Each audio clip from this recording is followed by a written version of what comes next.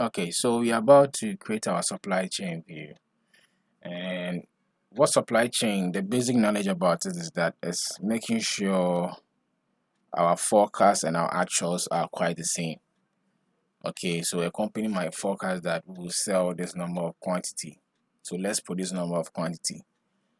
But when it comes that our actual sale doesn't meet our forecast, it brings an error. It can be positive, it can be negative. But in this view, we want to focus on the magnitude, not the direction. Okay, the magnitude of the error, not the direction of the error, whether being a positive or negative. So in our supply chain view, we'll look at something called forecast quantity. We need to find out the number of quantity that we forecasted, the actual sale from our quantity that we forecasted, and based on these two calculations, we can find our net error percentage, and go ahead to find our absolute error and absolute error percentage. Okay, so let's first create our supply chain view tab, right? Supply chain view. Now with our supply chain view, I just want us to copy these metrics. Okay, these metrics. Yeah, sorry.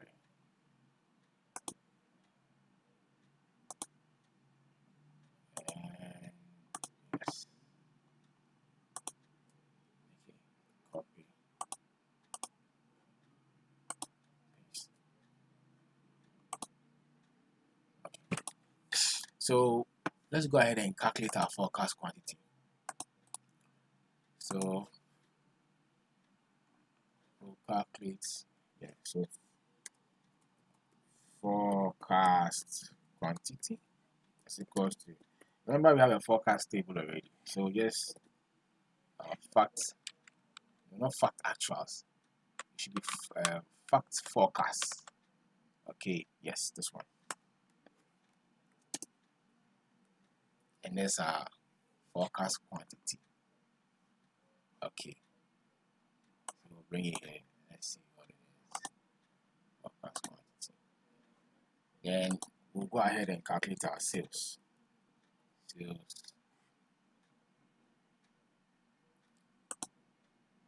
Calculate our sales quantity. But before we calculate our sales quantity, let's look at something here. See, one of the motive of a Power BI um, user is to always make sure you reduce the file size, right? Now we'll be needing fact sales monthly because it contains the last date of our last transaction. Okay. But remember, when you come to Power Query, right? When we come to Power Query, that last date of our actual sales can be found here. The last date can be found here. You get it? So ideally, if we enable this, if we enable last sales date, if we enable it, right, we can do something here. We can change the source of it, the source of other files that have been, or other calculations that have been linked to the fact sales monthly. And remember, the only time we needed the fact sales monthly was when we were calculating the year to date, year to go. So after having enabled the last sales date, which is this one, we can modify the year to date, year to go formula, right? So you see here this fact sales monthly date is capturing the maximum or the last sale date. And this last sale date, we can replace it with what? With this one. We can replace it with this one. Okay. Which is ideally the same, right? So in natural sense, we don't need fact sales monthly. So we can come here, come to home, transform data. Then this one, fact sales monthly, we can upload it. Yep. And that can reduce the size of our Power BI. Okay, it's very efficient. As a Power BI user or as a Power BI operator, you need to always make sure you reduce the file size so that when you're loading, it doesn't consume a lot of time. So let's say we can now go ahead and calculate our sales quantity. And with the sales quantity that we want to calculate, right? Sales quantity, okay. Sorry. So we'll go here and new measure, right? And it's called sales quantity, which is equal to. So we want to use the calculate format so that we could filter, right? We want to calculate quantity. Okay. I want to calculate quantity. That's the total quantity. Whereby we want to calculate the total quantity from our fact sales and estimate, fact actual estimate. We want to calculate, because remember the fact actual estimate also has the quantity for our sales, right? The quantity of our sales. So we want to filter out that quantity from our fact sales monthly, fact actual sales, right? From our fact actual sales estimate. Fact actual sales estimate, okay.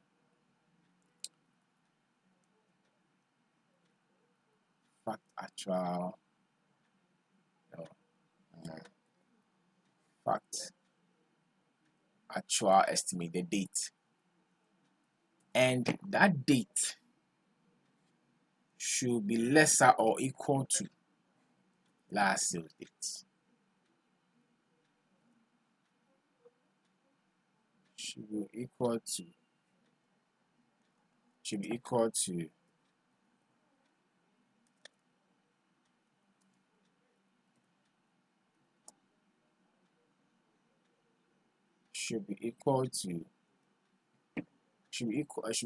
lesser or equal to the max of our last sales date.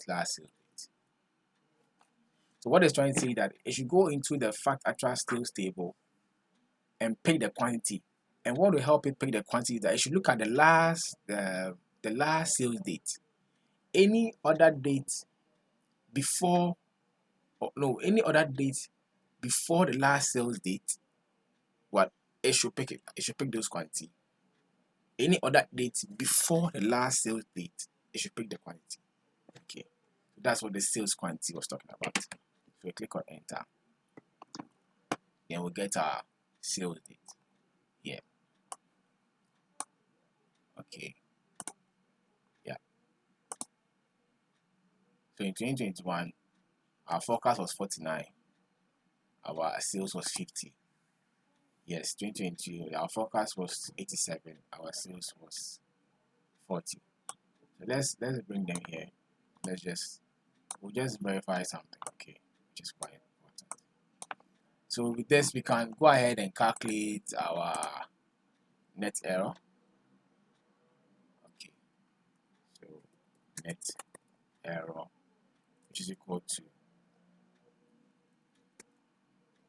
our forecast, which is equal to our sales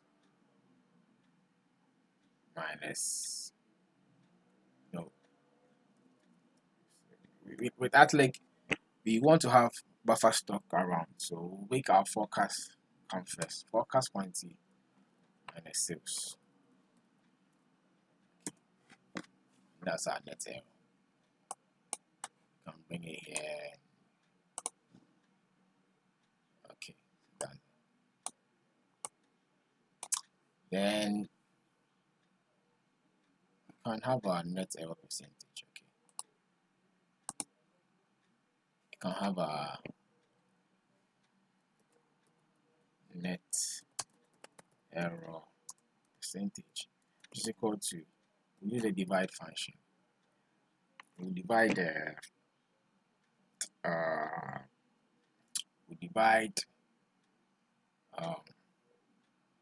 net error by our forecast, right? forecast quantity,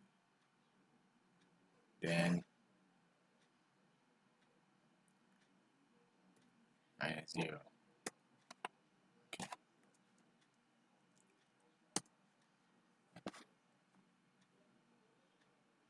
That's 0%.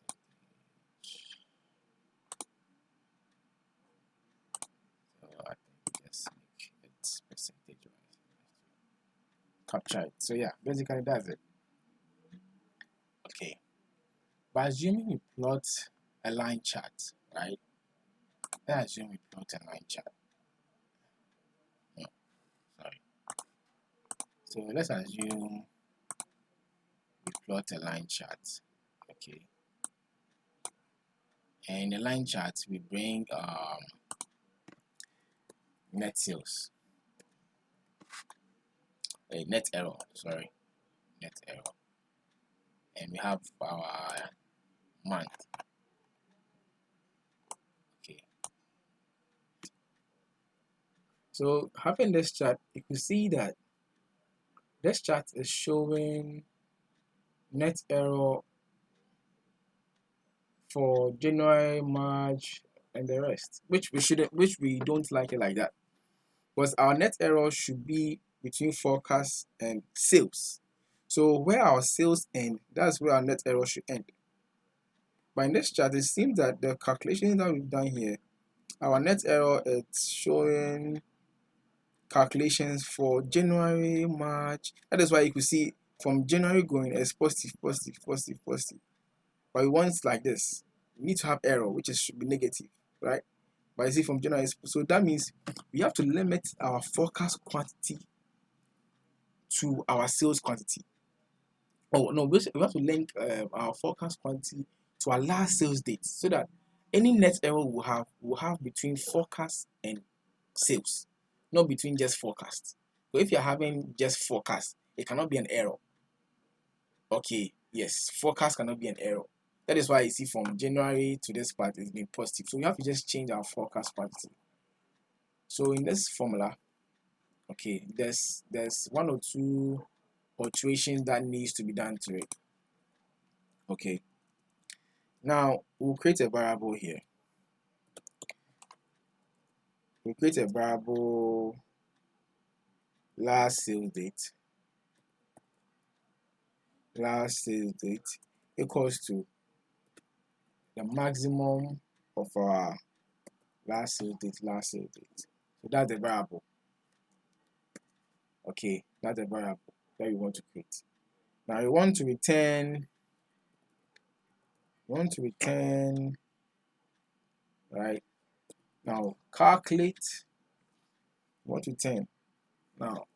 calculate forecast monthly. So sorry, we need to calculate sum of forecast monthly forecast quantity. Okay, forecast monthly forecast quantity, where the variable is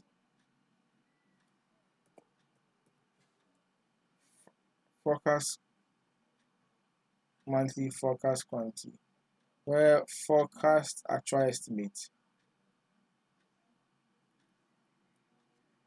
Okay, so now since we have our last sales date, we want to make sure that our forecast monthly quantity that we want to project should end where our last sales date ends. Okay, so where our fact actual estimate date,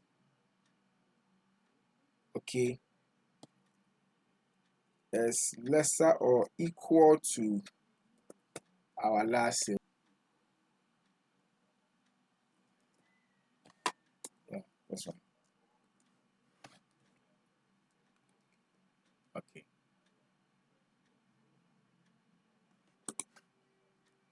Right.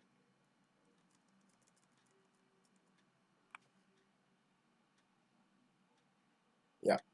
So like this. So it means that our forecast quantity that we want to project should be equal or lesser than is equal or lesser than our last date of actual sales. Get it? So that means that this quantity should correlate with our last sales date, right? So press enter here and let's see what happens.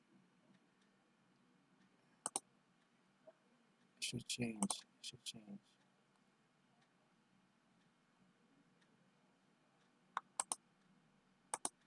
Okay. So like this, right? That's year to date. That's actual. Year to go. Okay. So yeah, like this, right? Initially it wasn't like that, right? Initially before the formula, it wasn't like that. But after the formula, see it has changed, right? So it's capturing just to December, and that's what we want.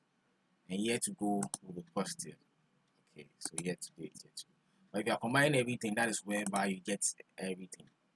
But if you are trying to separate them, you get year to date and year to go properly.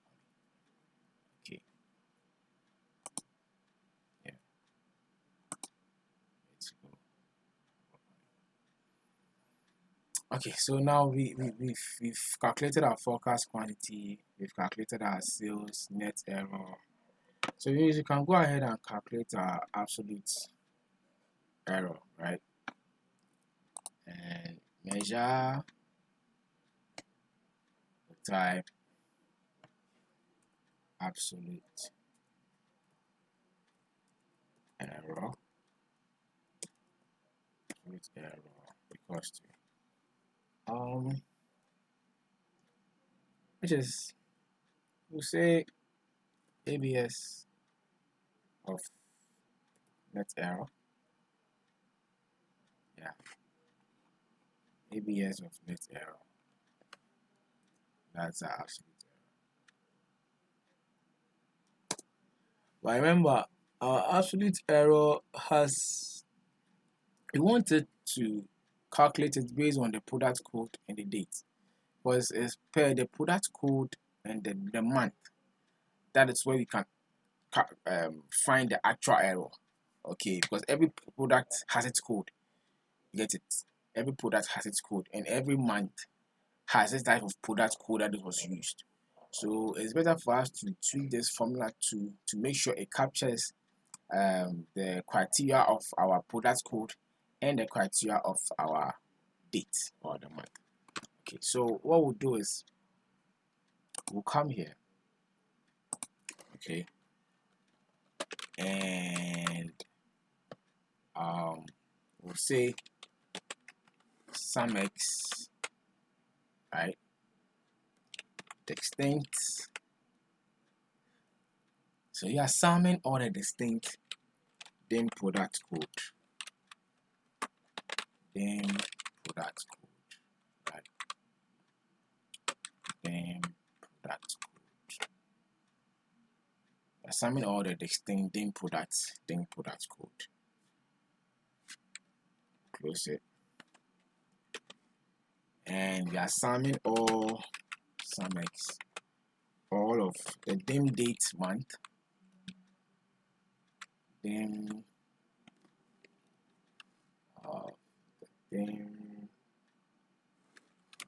date. Wait, that's not. Yep, sum x distinct dim date. Distinct dim date. We'll take the month. Okay, dim date month. Yeah. Yeah, and there's a comma.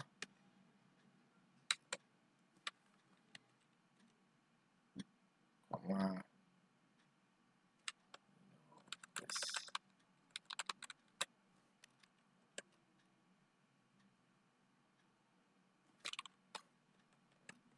Okay. So we want the absolute error based on the distinction of the product code and distinction of the dim date month. Okay. Right, and absolute error 7,000,000.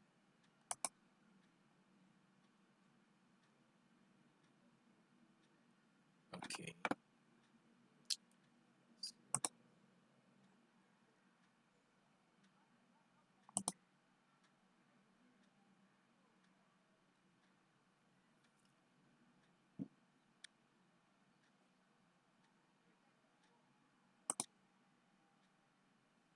Okay.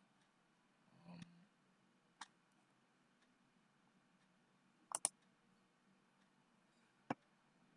so this is an absolute error. I probably want absolute error percentage, right?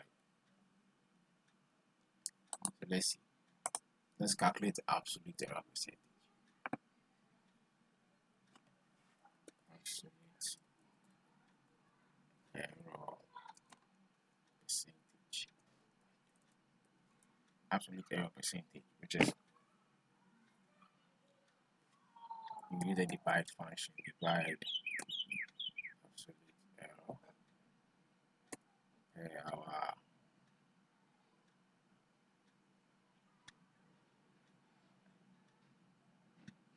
so absolute error percentage.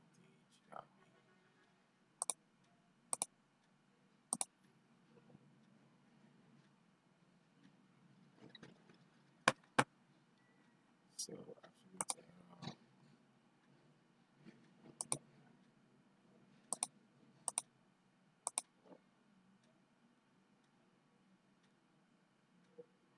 Yeah.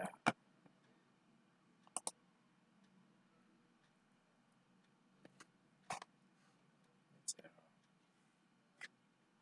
So absolute error, then forecast quantity. Okay, that's 0.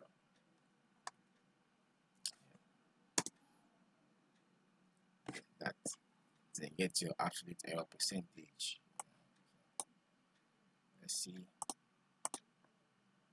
Yeah, percentage. And that's it. That's your absolute error percentage. Right? Okay, so based on this, we can now calculate our forecast accuracy. Because in supply chain, if you're able to forecast accurately, it's a plus. It means you know what you are doing, right? So one of the important metrics is for us to calculate our forecast accuracy. Okay, and now since we already have these, we can go ahead and calculate our forecast accuracy. Okay, we can go ahead and calculate our forecast accuracy. And what's our forecast accuracy? It is 1 minus our absolute error. 1 minus our absolute error. So we'll come here. Okay, so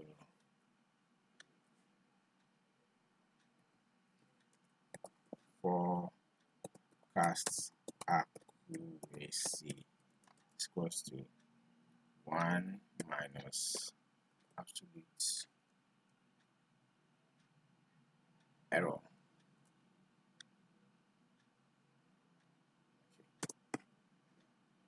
Okay. That's accuracy. That's absolute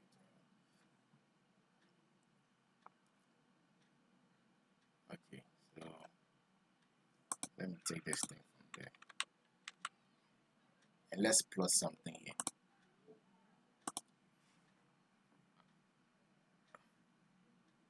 Let's see.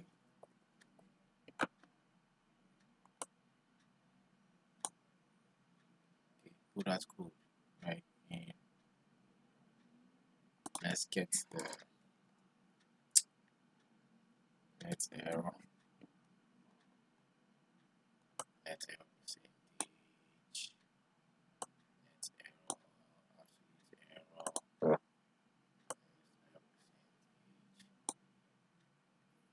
And let's set forecast accuracy.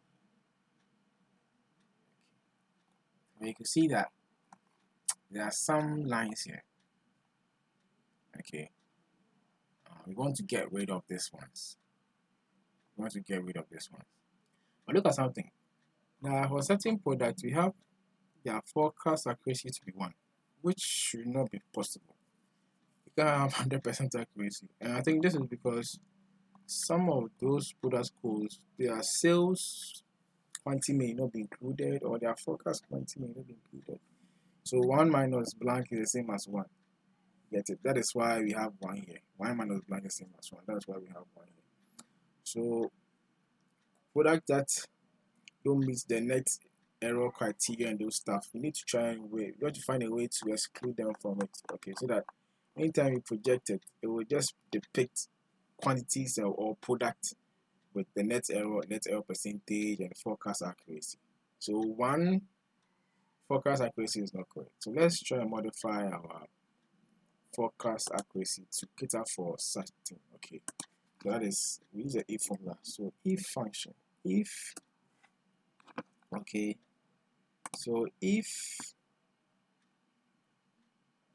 our absolute error percentage,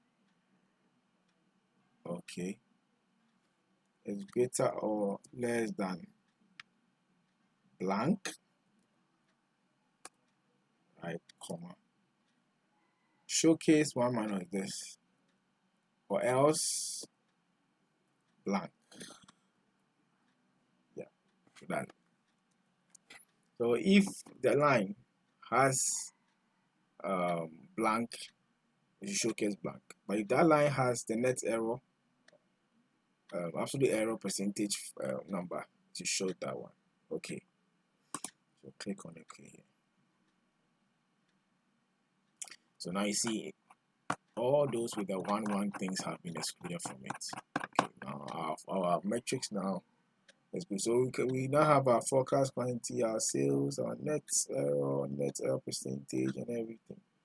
So that means we are now good to go to build a visual for our supply chain view. Okay, so in the next video we'll go ahead and calculate the visual for